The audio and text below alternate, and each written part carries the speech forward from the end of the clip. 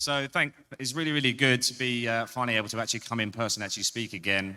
We've had this enviable topic of talking about responsibility, what that means, and whether it is in fact a new key word for a successful long-term gambling business. Now, the concept of responsibility was placed into real focus during the pandemic. You know, there was a time when, right at the beginning of all of this, where it was perceived that the financial vulnerability that people were potentially suffering as a result of there being uncertainty about jobs, combined with the fact that we're all stuck at home for a long time with not very much else to do, was perceived as creating real opportunity for causing potential harm. And so it's right that we're talking now about whether actually there are lessons to be learned from the last 2 years, as well as actually to talk about whether there are actually opportunities or other key trends in developing regulation. And to help me navigate those topics, I've got this esteemed panel in front of us. We've just had them introduced, but I'll do it again. So it's Simon Planzer, a partner at Planzer Law, one of the leading Swiss law firms. We've got to his left, Kevin ONeill, the general manager at the Responsible Gaming Foundation, who will bring a sort of unique insight from his perspective. He just told me that he also spent some time at the MGA as well, 7 years, I think you said, Kevin. Santiago Asensi there, founding partner at Asensi Abogados. If you don't know Santi, well, shame on you. But anyway, if you don't, come and introduce yourself afterwards. He's one of the leading lawyers in Spain. And finally, but no means least, we've got Francesco Rodano, the Chief Policy Officer at Playtech, and again, formerly of the Italian gambling regulator. So actually, I'll start with you, Francesco. So in your job, you've obviously been involved with many regulated or regulating markets. How are regulators dealing with player protection and harm prevention? And what do you see as the key trends? Thank you so much. First, it's great to be back. That's first mic in 2 years. All right, I've been privileged enough to see the gambling sector from both sides. 9 years as a regulator and 5+ years on the industry side. And I think in these 14 years, indeed, when it comes to safer gambling, there are some trends. When I started, 2008, Italy and UK were the only countries in which online gambling was regulated. That triggered a process that in these 14 years led many other countries to do the same. Initially across Europe, then US, Latin America, Canada, and it's still ongoing. Think of Eastern Europe, Ukraine. But still nowadays, the objective of regulators is absolutely the same as 14 years ago. The idea is to try to recover illegal gambling, to make some revenue and to control the sector. So it's a matter of trying to convince the operators to move from offshore to onshore. I still remember 14 years ago going with my suitcase to Stoke-on-Trent and speaking to Bet365, explaining the benefits of the Italian license. But if that is the objective, the regulation must be viable, must be acceptable. Operators must be able to make profits, otherwise they will remain offshore. And so it can be too prescriptive. That, combined with the competition that regulation brings, let's say, gives a little room to responsible gambling. Focuses growth, and getting market shares. Think of the US now. It's a gold rush. There's no mention of safer gambling in the regulations, and there's not real commitment from the operator side. So that means that safer gambling is left as a principle, often, not a prescription, and the initiative is left to the industry, which is again focused on growth. What happens next? You regulate, then because of regulation, gambling becomes very visible. Think of flooding of advertising, betting shops, gaming halls, slot machines, exhibitions. It's around us. This gives a feeling of pervasiveness that can lead to a negative perception from the public opinion. It's a sort of a backlash. It's fueled by media who don't dislike emphasizing the bad stories, and then it affects the public opinion. And then think of Spain. I remember recently people went to the streets to protest against the betting shops. So that's the kind of reaction. So what can politicians do then? They respond to the public opinion, so they have to take action. What's the fastest, more effective way? you impose some restrictions. Again, it's last 2 years we saw limitations in the maximum bets in the UK, advertising ban in Italy, maximum stake in Germany. That's the way policymakers react to the negative public opinion. But what happens next? These restrictions, while are good to generate consensus, are not so effective in protecting players. And that means that the policymakers have to introduce further restrictions in the future. So it's a sort of spiral that's affecting the industry and not solving the problem. So how can we try to break this spiral? You know, all these restrictions and the operators' initiatives are focused on trying to protect the entire player base. You put a spending limit, so for everybody, regardless if they are at risk or if they are rich or not. Maybe the way we can try to break that before it's too late is to try to instead to focus on the individual players. And that's another trend that's starting right now. You know, technology can help. There's a buzzword, artificial intelligence, but that can actually help identify risk in players in a very precise way. It can build behavioral profiles that are individual, and they can also explain why a player is at risk. In that way, we can intervene and try to keep players under control. So that would be a long story, but that's something we need to educate regulators about to avoid that they will put other restrictions in the future. And some regulators are already starting to understand that. We see the cases of Netherlands, Spain with the royal decree, France with their guidelines, Germany, Sweden, Denmark, and even Argentina. So maybe we have a chance to revert this trend and work a bit on the sustainability of the sector in the long term.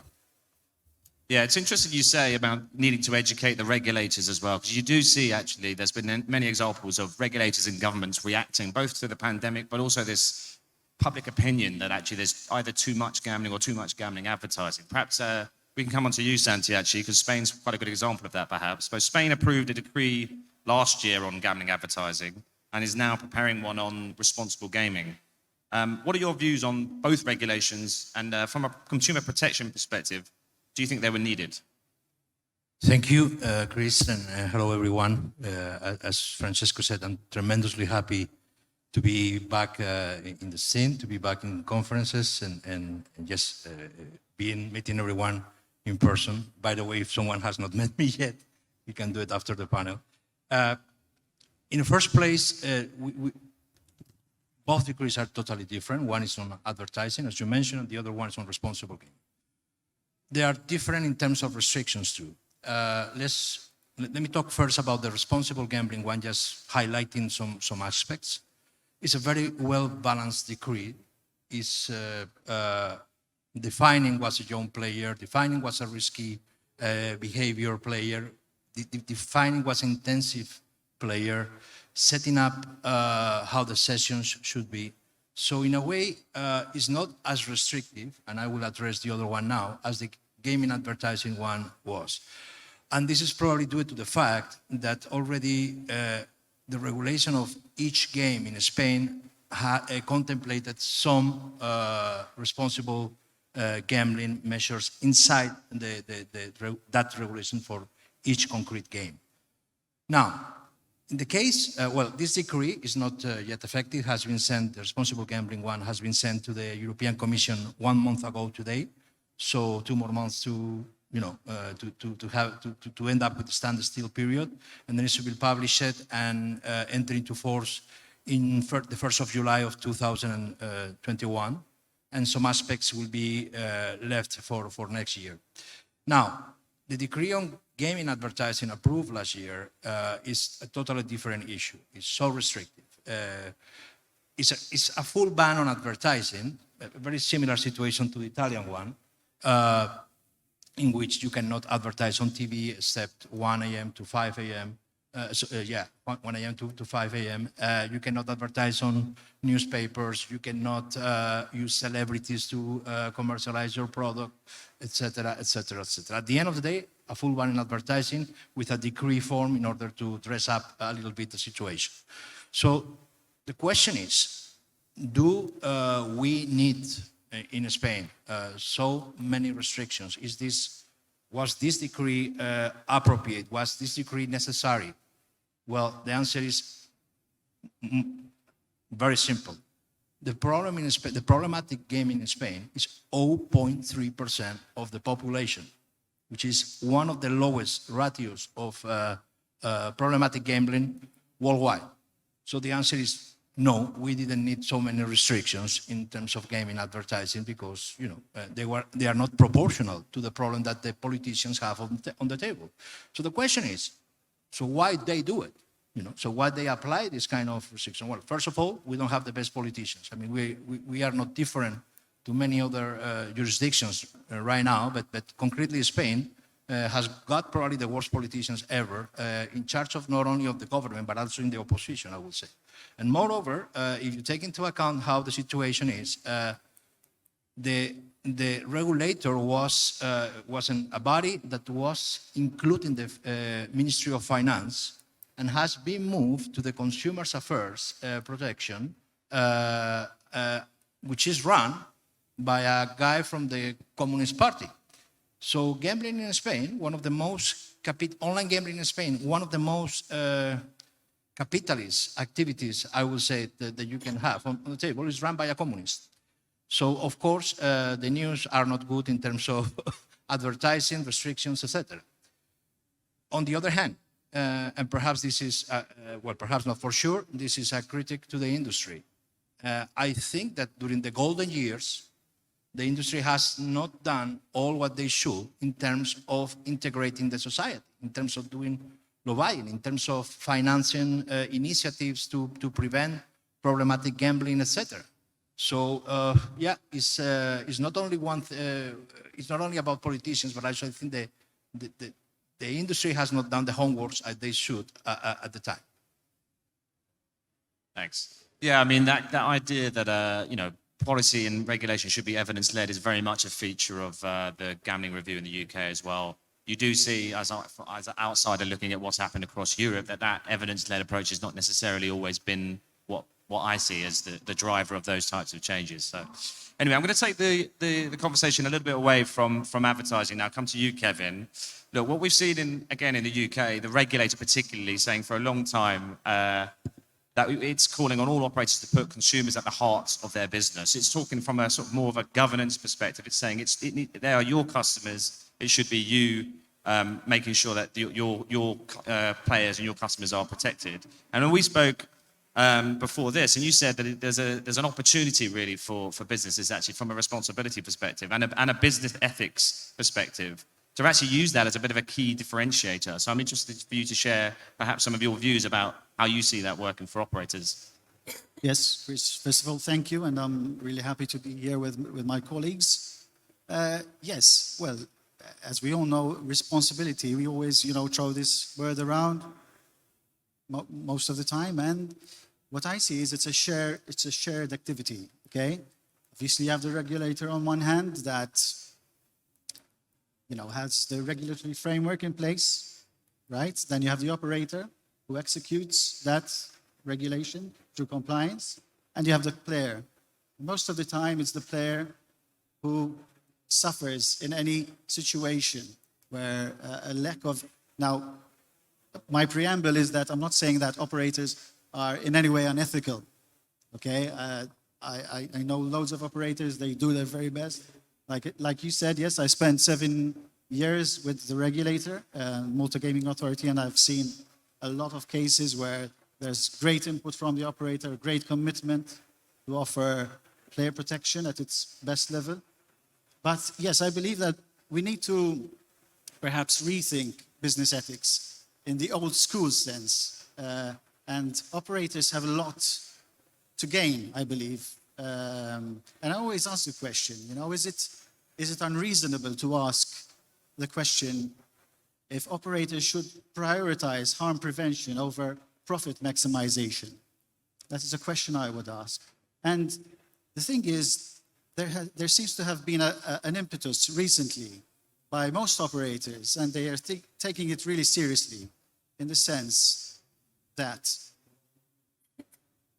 certain operators have gone over and above their basic compliance activity. And that is encouraging. That shows a commitment. That is where ethics really comes into play, because it is that area where you have no regulation to guide you in the decision-making process, and you make the right call, even if it means a loss of revenue, even if it means biting into the bottom line. And that is, for me, a good demonstration of how business ethics should be employed. And yes, I believe that it will, in the long term, make a very big difference in the bottom line, if we're talking about revenue. Thanks. Yeah, I mean, I think what we're talking about here is, in a lot of the time, when we're talking about player protection and regulation, it's not the prescription, like Rodano mentioned. They're not minimum standards. It's the goal of seeking to minimize the harm that can be caused by gambling. But of course, regulators are in the habit of moving the goalposts, as we've seen in many other regulated markets as well.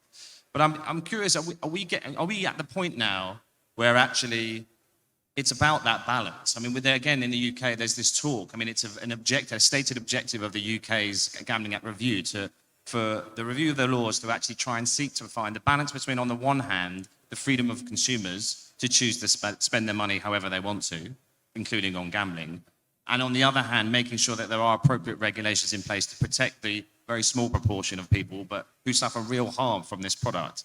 Is the industry getting that balance right, do you think, Simon? Yes, indeed. Thank you, Chris. I've noted, in fact, in many conversations that these two notions, consumer protection and consumer choice, are often portrayed as if they were two opposing boxes that can never match. But I'd like to challenge this. What if consumer protection was actually about protecting consumer choice? So if you permit, we'll walk through that together. So what, again, if consumer protection was actually about protecting consumer choice? And I think in that context, we will have to speak about three dimensions of choice. Choice, simply put. Secondly, informed choice. And third, the choice setting. And I'm glad to elaborate on that. So, consumer choice, what is this? Does it mean to just be able to gamble without any limitations, without any restrictions whatsoever? I think no.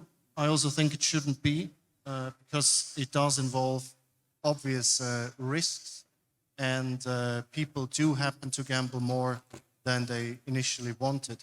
So in that field too, it's nice to be able to wear a safety belt. Then we have informed choice, and I think informed choice is often referred to by regulators under the heading of fair and transparent gaming. So that means when you engage in gambling activities, you know beforehand as a consumer what are the odds. You can easily find the game rules. You have all the information you can possibly have on the game. So now comes the point where libertarians would say, well, that's it. Now everybody makes sound choices because you have all the information you need. But unfortunately, behavioral science tells us this is not the case at all. We constantly make bad decisions. We spend more than we initially wanted, and it's also manifested in other ways. So this brings me to the third point, which is choice setting.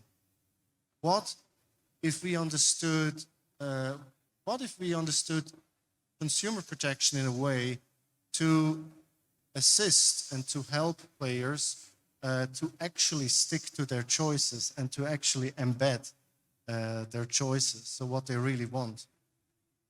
So in other words, to make their life easier and to make their choice making easier. And I can give an example right away. Mandatory self-limitation setting. Just the fact that it is mandatory means that every gambler has, before engaging in gameplay, to contemplate how much do I want to spend per week, per month, per day. And I think it's a good exercise to engage in before you start to gamble. And I also think it may be a very helpful tool in making gambling more sustainable. And I think many operators, at least mature operators, will agree that a sustainable customer is better than a customer that has a quick peak and then you have to exclude him. So again, if we can assist the players in ways that they can actually make sound choices, then I think we will reach a good road. I can give a second example. What if you had a pop-up window that would inform that player prior to engaging in playing and prior to setting a limit? What if we had a pop-up window saying most of our players in average play with this amount per week? And that could be the default setting. So as a customer, you would actually have to opt out from that setting. You would have the choice to opt out. You could go higher, could go lower, but it would be a default setting. And we know from behavioral science that people don't necessarily like to opt out. It's simple human inertia. So they would often go with the default setting. But the nice thing about this way is that you still have choice. The consumer can still choose. Yeah, but I suppose that's true, and actually probably is a better way of minimizing harm, to actually empower consumers to make informed choices, to be able to control their own gambling. But surely regulation must step in when, if we recognize gambling disorder as a mental disorder, that there must be some proportion of consumers that need intervention because they can't make that choice. The whole idea of compulsive gambling is a compulsion to gamble beyond a control that I can set myself. Surely there's a need for operators to step in. And do you think actually operators need to step in sooner than they have done in order to avoid what might seem inevitable, which is population-wide limits that Francesco has mentioned? Absolutely, I agree. What I outlined, I would say, is valid as an overarching approach, but it has to be combined with a second aspect that indeed relates to people who don't have control, like in a compulsive way, over their play. So of course, in that context, you need early markers, early indicators. You need to look out for these, and then also act upon observing these early markers. So of course, it has to be combined with this. And actually, to use another notion that we know from AML, risk-based approach. In my view, it just doesn't make sense to punish, in a way, all consumers, irrespective of their risk profile, with all kind of limitations and restrictions. It makes sense to apply these in a risk-based approach to the very persons who need it. But do you and I completely endorse that view as well, but do you think, we've been saying this for quite a long time now, that actually, particularly in the online sector, there's so much more we know about our customers, that actually you'd be able to use all of that information to allow you to have measures to prevent people suffering harm sooner than when you have to set a limit or stop someone completely. But we can only beat that drum for so long, can't we? Isn't it the case that there's too many examples still that you see in enforcement cases where customers have been able to gamble completely unsustainable amounts of money before meaningful checks have done? When I think of responsibility, I really think does it come down to, can operators be trusted to actually do this? So, Francesco, can operators be trusted to actually act in the interests of their consumers? Yeah, no, Simon raised a good point. First of all, trust. Do you think industry is trusted currently with the policymakers? In some countries, it's been measured as an all-time low. I actually went to I was at a conference a couple of weeks ago, and they said trust of the gambling industry was something like 5%. 5% of people trust. Almost half of the people in the country, this is in the UK, gamble, but only 5% of them trust operators. It was that right at the bottom of a kind of industry trust or consumer trust mechanism. So I think the answer is only 5% of people trust operators, but interested for your view. and my relatives are ashamed of me because I work in gambling. So something went wrong. Yeah, when it comes to interactions, there's nothing required by any regulations. So again, it's left to the initiative of the operators, of all of us, and that's the tricky part. There are attempts. I think what we are missing now is transparency. There are a lot of experiences. We started trying, there's Kindred, the commitment to have zero revenue from problem gamblers. There's Intain with their foundation, small operator, big operators. So we all trying to do stuff, but we are not sharing much. We are missing the chance to learn from each other and to show to the policymakers that we can be trusted. We still consider safer gambling as a possible competitive advantage, which in my opinion is totally wrong. Because if I'm good as an operator and another one is not, the other one will end up on the papers and will set the tone for the entire industry. Yeah, interactions. Do that only to the players who show some signs of risk, and again, the technology can help. We tried that, for instance, with a subset of players that the machine learning spotted as at risk of becoming problematic because they were chasing their losses and increasing their deposits. We showed them a pop-up during the game, not to tell them you have a problem, but to tell them, people like you can benefit from setting a deposit limit. In the UK, it's not mandatory to choose a deposit limit, so most people don't have that. At the end of the campaign, 15% of the players who were shown the pop-up set a deposit limit. In the past, we tried with email, and the normally uptake rate is 0.5. So it's a good field to investigate, and with a lot of potential. But again, we should share with each other what we find out.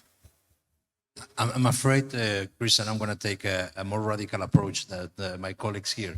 I mean, why gambling should have much higher protection, much higher programs for responsible behaviors than other activities? I mean, as I mentioned before, problematic gambling in Spain is 0.3%. Alcoholic problem, 6% of the population, and I'm thinking that's a joke compared to the reality. But anyway, and you don't enter into a bar and you are told, are you sure that you want to drink a second beer? You know that drinking alcoholic beverage could be, a problem for you. But at the end of the day, you need Darwin to happen. I mean, you need that to have collateral damages in any activity that the human performs. So, perhaps the question is that why gambling is different to other activities that the human does. I think the industry's been saying that for quite a long time, and I'm not really sure it's catching any truck with any regulators, to be honest. But and actually, it's interesting you, Francesco, mentioned, you say, look, I think there is still opportunity for self-regulation, for the industry itself to come up with the answers. But how hopeful are you that that will actually result in anything other than the government saying it's not good enough and imposing the types of population-wide limits that we've spoken about? Do you think they're coming, or do you think there's an opportunity to stave them off? Well, myself, I have another angle. With all these technologies and innovation today, most operators and software providers, they focus on enhancing the gaming experience, which is great. What I would like to see is a more, that same zeal being applied to more innovation on the front of responsible gaming and player protection. I think, yes, there's a bit of slack there, and they need to pick it up, quite honestly, because there is a disparity in the technology. I'm sure that most of the time, what I know about problem gamblers is typically there are two individuals who know they have a problem. It's the player himself and the operator with the data available. So there's a certain responsibility there, which needs to be addressed. Thanks. Final word, Simon? Yes, I guess so. I know it's tempting for legislators and regulators to go for seemingly simple options, such as some concrete figure that applies to everybody, some concrete limit that applies to all the players. But it's only a seeming success and a seemingly successful measure because these people might go elsewhere. And in the black market, you don't have these restrictions. And I'm really convinced that a self-imposed regulation, self-imposed limits are much stronger because then you believe in these limits that you put to yourself. As I said, combined, of course, with early markers in relation to players who don't have control over their gamble.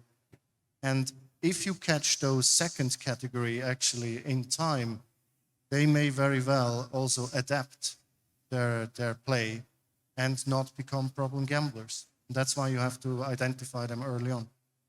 Good, thanks. There's a big clock here telling me we're done. So if you can join me in thanking this wonderful panel on this very insightful session. Thank you. Thank you.